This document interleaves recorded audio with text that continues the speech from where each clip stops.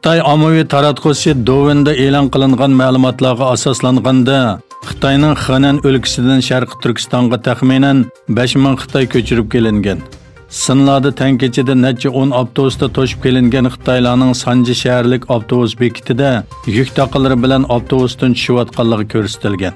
Xitoy 2017-yildan buyon Sharqiy Turkistonda 3 milliondan ortiq Uyg'urni yig'ib olish lagerlariga qamash bilan birga 100 minglagan Uyg'urni ishga o'rlashtirish bahonasida majburiy emgak silish uchun Xitoyga yo'tkadi.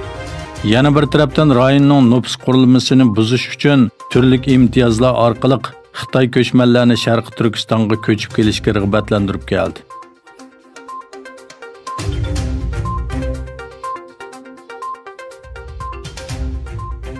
Sharqiy Turkistonning Qashqar shahridagi donliq e'tiqod jamoasining darvozasidagi oyatlar yozilgan lavhaning Xitoy doiralari tomonidan ilib etilganligi o'tirg'i chiqdi.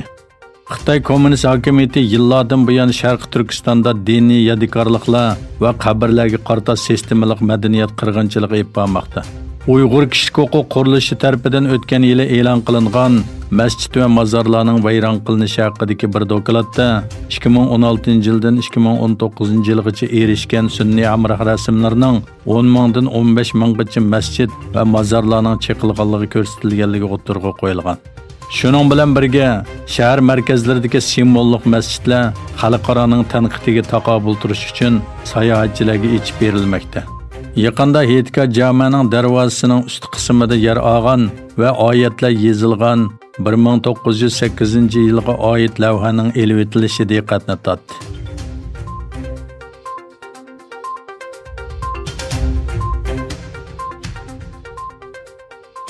Angliya Tashqi ishlar ministri Dominic Raab, Avstraliya Tashqi ishlar ministri Maurice Payne, Kanada Tashqi ishlar ministri Franco Philip Champagne va Amerika Tashqi ishlar ministri Mike Pompeo payshanba kuni birlashma bayonot e'lon qilib, yana bir qatam Beijingning Hong Kongda davlat bexatarlik qonuniga yo'l qo'yish qaroriga qarata chunqur andish qiladiganligini bildirdi.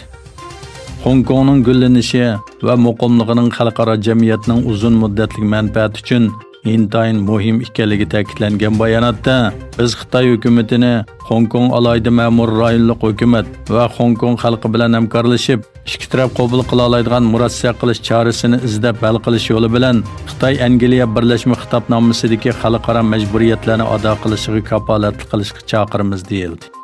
Xitoy o'tirg'i qo'ygan bexatarlik qonuni Beijingga Hong Kongda bevosita tekshirish elib berish huquqi berdi.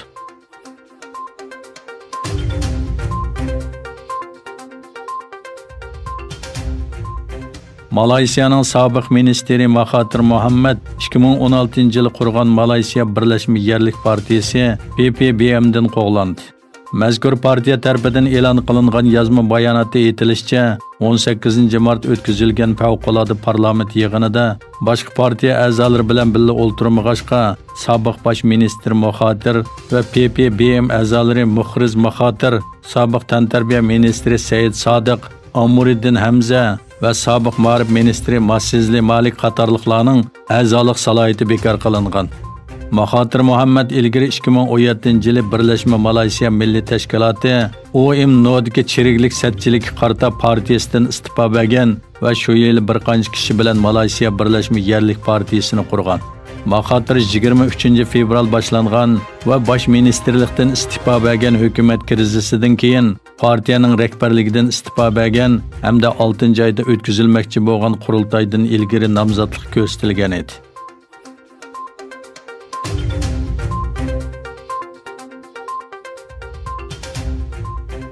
Amerika prezidenti Donald Trump ijtimoiy taratqush pullarining hambahrlangan mazmunlarga qonunliq mas'ul bo'lishi tashabbus qilingan bir qarornomaga imzo qo'ydi.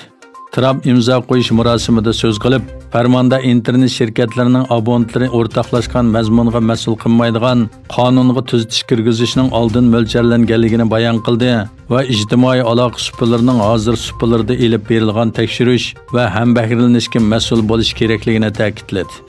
Twitter'ning uchurini dalillash to'rini siyosiy faoliyat deb tasvirlab, ijtimoiy taratqush shirkatlarining monopol qiladiganligini ilgari surgan Trump, agar Twitter nopozliq bir shirkat bo'lmagan bo'lsa, mening qonuniy huquqim bo'lgan bo'lsa edi, Twitterni mutaqavvit etdim, bu haqda advokatlar bilan ko'rishyapmiz dedi.